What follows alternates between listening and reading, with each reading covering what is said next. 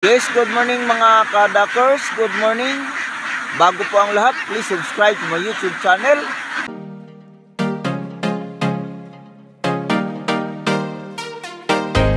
Dak33. Pakihit naman ang notification bell upang updated kayo sa mga video ko pang may upload. Mga kadakers, ready na po tayo sa pag-alis natin bukas.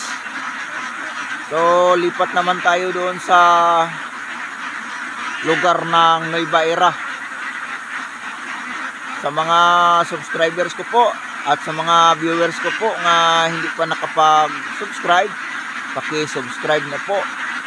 At sa lahat ng mga subscribers ko, thank you very much sa inyong pagsuporta sa aking YouTube channel. So, alis naman tayo dito mga kadakers. Lipat naman tayo doon sa kabilang area. Dahil nagsisimula na silang tanim.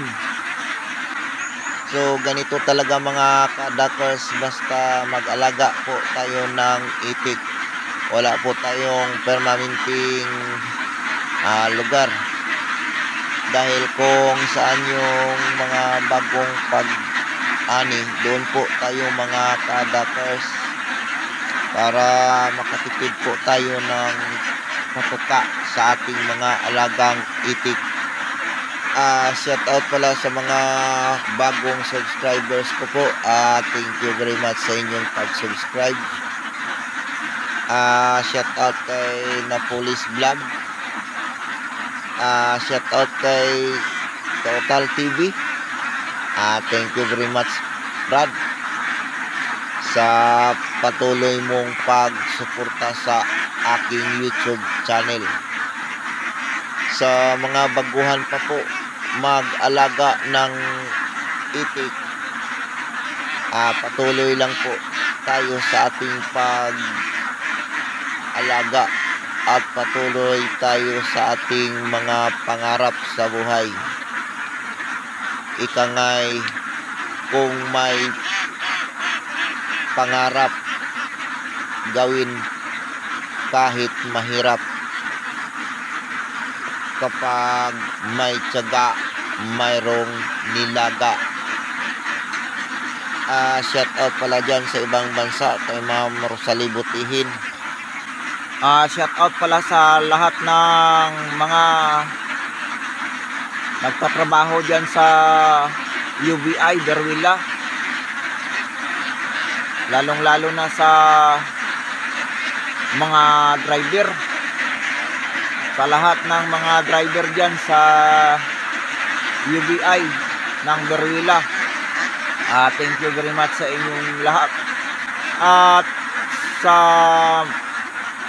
driver ng UBI na dump truck na color yellow.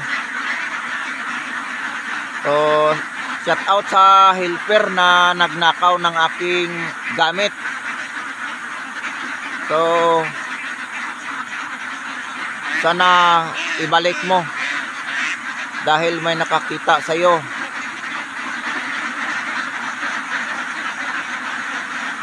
Wala ka namang authorized na pumasok doon sa kubo ko.